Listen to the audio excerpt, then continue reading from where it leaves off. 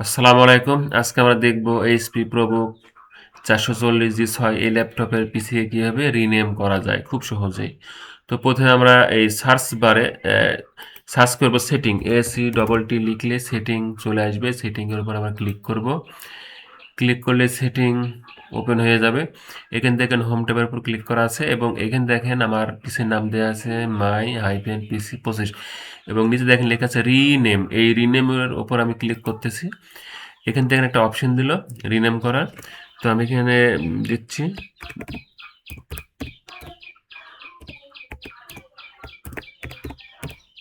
এই যে একটা নাম দিলাম আমি। দেওয়ার পরে যে নেক্সটে ক্লিক করলাম। দেখেন এখানে কিন্তু হলো না। এখানে দেখেন উপরে লেখা আছে you can use a combination of letters hyphen and number. আমাকে বলছে যে হাইফেন দিতে হবে এবং কি নাম্বারও দিতে হবে।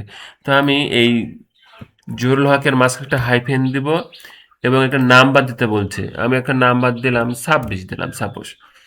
26 দিয়ে দিলাম এই যে। এবার আমি নেক্সট অর্থাৎ আপনি হাইফেনও দিবেন এবং নাম্বার দিবেন। মানে লেটার, হাইফেন, নাম্বার এই ৩ টাই আপনাকে ইউজ করতে হবে। এই যে নেক্সট আমি ক্লিক করতেছি। নেক্সট। এবার দেখেন কিন্তু হয়ে গেল আবার রিনেম। এরপর আমাকে কি বলতেছে রিস্টার্ট অর্থাৎ এই পিসিটা এখন রিস্টার্ট দিলে কিন্তু আমার রিনেমটা আমি দেখতে পাবো। তাছাড়া কিন্তু আমি দেখতে পাবো না। তাই আমাকে কি করতে হবে? রিনেম নাও দিতে হবে। ওকে? আমি এখন রিনেম নাম দেব। ওকে? আল্লাহ হাফেজ। আসসালামু আলাইকুম।